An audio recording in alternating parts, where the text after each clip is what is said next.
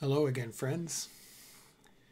Today, let's address an illusory apparent problem. How do we deal with others?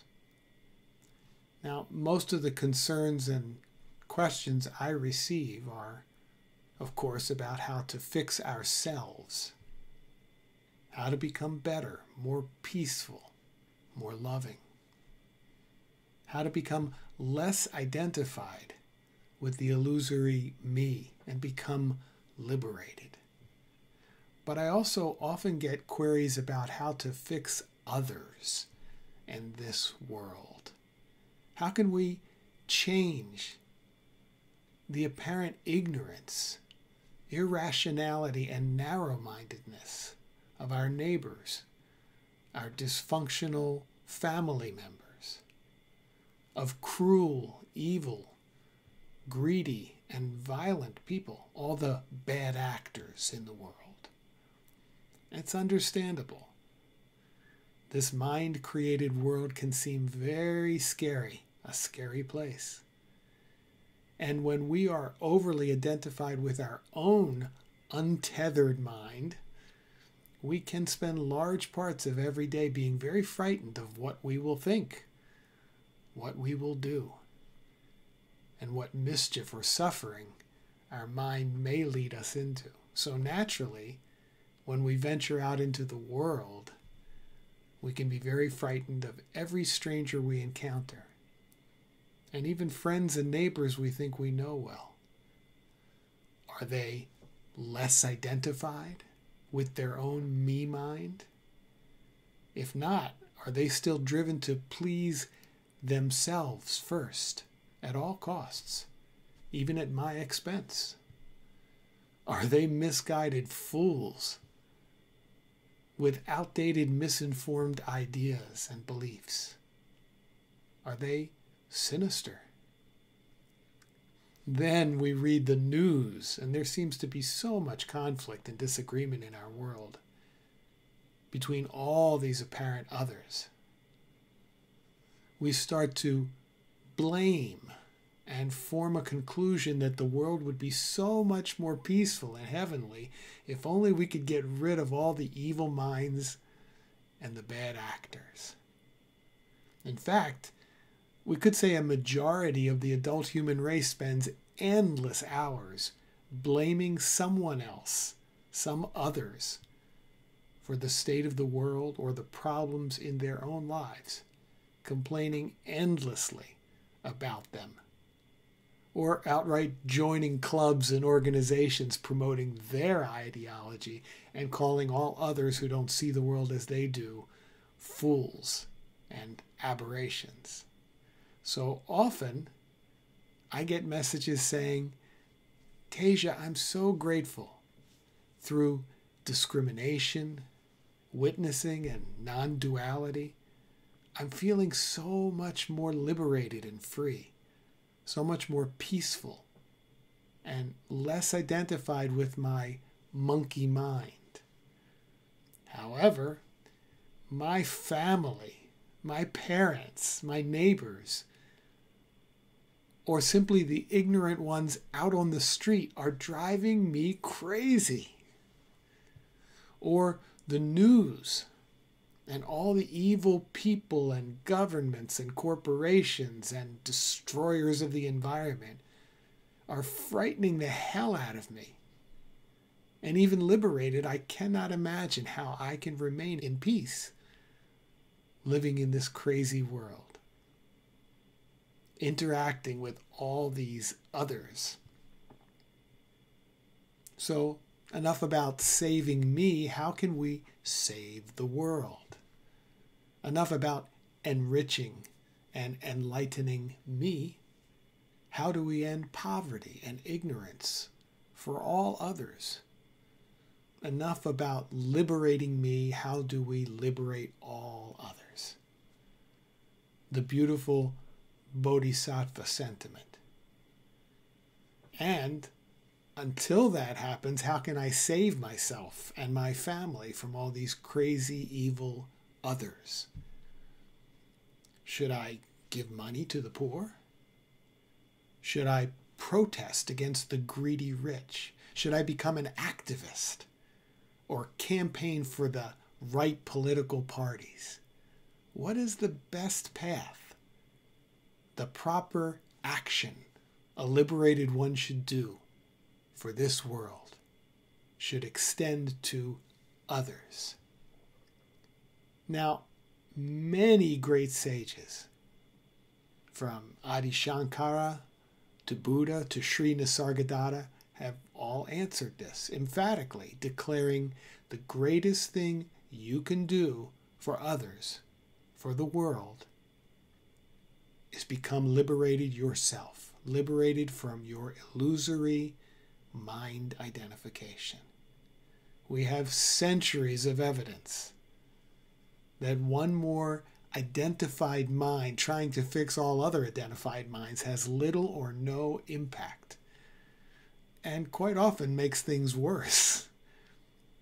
But liberated, one demonstrates a completely different possibility. Seeing one liberated from mind and the illusion of the separate me, all apparent others can see true peace and freedom, and perhaps an example of the equanimity possible for all this world. I agree with this, and it is totally true at the dualistic level, where this world, this manifestation, seems real. But I see even more truth and freedom in Ramana Maharshi's absolute answer. When a student asked, "How should we judge or treat others?" Ramana replied, "There are no others. You, the apparent other, exist only when I exist. Without I, there is no you, no other." Liberated, the illusory individual thinking mind of the apparent sage has simply dissolved back into the whole, just as a drop dissolves back into the ocean. No longer an individual, there are no others for him or her. Now, searching for this I or me in self-inquiry, it is found to be non-existent. The question, "Who am I?" is never meant to get an answer. The question, "Who am I?" is meant to dissolve the questioner, to show there is nothing and no one there at the bottom of the search. When I or me as an individual entity is itself a false notion, an illusion of mind, then the you or others are also found to be unreal. This whole world is merely a creation in the mind, a dream reality. Now, Ramana made one point remarkably clear, and it is a pivotal key. Whenever he spoke of the illusory I, he called it the I thought, because it is merely a thought. There is no actual I or me. At the culmination of self-inquiry, the most amazing thing is seen. That I, which we thought was a real, existing entity, is indeed just one more thought, one more ripple, arising as no one and for no reason. That's right. The supposed actual thing called I is just one more quickly passing piece of mental activity, merely a wave in the mind like any other thought, desire, judgment, or evaluation. When there is a thought in the mind called "I am hungry and want food," both the thought about food and the thought I are the same. Both, just passing ripples in the mind. The I thought has no more reality or substance than the thought food. But we think the I is the real and abiding thing, and the passing food thought happens to the I. Nope. They're both just thoughts. Beloved Sri Nisargadatta Maharaj said it so clearly. When you believe yourself to be a person, you see persons everywhere. In reality, there are no persons, only threads of memory and habits. You are merely identifying with your own aspects and memories. At the moment of realization, the person ceases, as does the other and the world. Mind creates the entire world. No mind, no world. So the world we see is entirely a reflection in our own mind. Realize, he said, that your world is only a reflection of yourself, and stop finding fault with the reflection. In the mirror of your mind, all kinds of pictures appear and disappear, knowing that they are entirely just pictures, your own creation. Watch them silently come and go. Be alert, but not perturbed. This attitude of silent observation is the very foundation of realization and liberation. Whatever happens, happens to you, by you, through you. You are the creator, enjoyer, and destroyer of all you perceive. Eckhart Tolle said, love is the recognition of oneness in the world of duality. That's very sweet, and I like that. But I also like what was said by my friend Jiddu Krishnamurti. He said something quite provocative, yet very accurate. He said, a mind that practices love cannot love. The mind can practice love in duality as subject-object. But because mind cannot exist in and as oneness, non-duality, it can only practice conditional love, not unconditional. Ultimately, this conditional love, Krishnamurti said, is a form of violence. Whether you call yourself a good person or a bad person, an Easterner or a Westerner, a me and a you or an other, you are being violent. Do you see why it's violent? Because you're separating yourself from the whole. Separation breeds violence. So, seeking to understand cruelty, hatred, violence, and destruction in an apparent other, we need not push back, nor do we need to dissect the psyche or conditioning of man. We only see and understand the whole. We need to dwell as the whole of what is.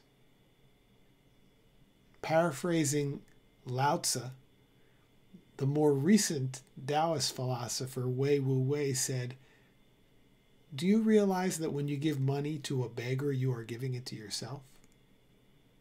Do you realize that when you help a hurt animal, you yourself are being helped? Do you realize that when you judge or hate or kick a man when he is down, you are kicking yourself? Go ahead, give him another kick. You deserve it. And Rumi, yesterday I was clever, he said, so I wanted to change the world. Today, I am wise, so I'm changing myself. And how many of you out there have had the enjoyment of watching a TV series called Ted Lasso? It's a very fun television show about a very optimistic man who sees the good in everybody and sees everything as a good lesson for what's next. And when he was asked, how did he get this attitude? Ted replies, because my dad taught me one thing: be curious instead of judgmental. So when you see the other, even if it's an other that's doing harm to somebody, or being evil, or being nasty, or being irrational, instead of immediately being judgmental, first be curious. What's going on for this individual? I'm curious about that first before I pass judgment. A teacher friend of mine used to teach a process called aspect identification. He would have students look at another person and find the aspects in them that were also found in yourself. I offered this once in a Quora answer about how enlightened people view Donald Trump. You can insert any other here, any other that you appear to have strong negative or frustrating feelings for. I said in the answer, if I see a person who is arrogant, ignorant, narcissistic, childish, bullying, and clearly terribly insecure about themselves, even as they act terribly confident about themselves, I see myself. I see those times when I was arrogant, narcissistic, foolish, bullying, and terribly insecure about myself while projecting false confidence. Was I ever that way? You bet. Many times when I was younger. So when I look at his behaviors and actions, I see a reflection of me, of ego, and the whole world. Now, when I look around me, all I see is the self and reflections of myself. All I see is all of us, the whole, one. Seeing Donald Trump or any apparent other, all I see is me. They are me, and I am them. So a wise person will see all aspects of themselves in every other they encounter, and thus feel the blame and anger diminish, and the love and compassion for them grow. As long as we find we cannot help but see the other, we have not fully dissolved into the whole, the one ocean. The practice of aspect identification can be a beautiful, liberating interim step. Eventually, the false sense of I and the other must completely collapse, be completely drowned out and washed away in the flow of oneness. This embodiment of there is no other cannot be faked. As long as you appear to still be identifying yourself as a separate me, you may continue to find it difficult to just walk out onto the street and see every other you appear to encounter as that same one self, or extend unconditional love to them without feeling a certain measure of suspicion, trepidation, and even blame if they appear mean or indifferent or threaten harm to you or your family. And that's okay. That also is the divine. The drama, the one appears to delight in expressing. As you fall deeper and deeper into the realization there is no I, nothing there but empty thought ripples happening to no one and possessed by no one, you will see this one emptiness everywhere you look, with mere dreams and divine love emanating out of every apparent moment and movement. Such joy, such wonder. such bliss, even in the most outrageous circumstances and malevolent human acts. In that inexorable river, the flow of all of life, you will no longer be distracted by individual drops, by the apparent others. You will see only love, a boundless flow of love carrying all along, and you are that love.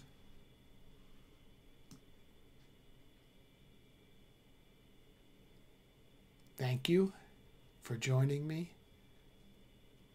Enjoy your relationship with the non-existent other that is just a reflection of you in your mind.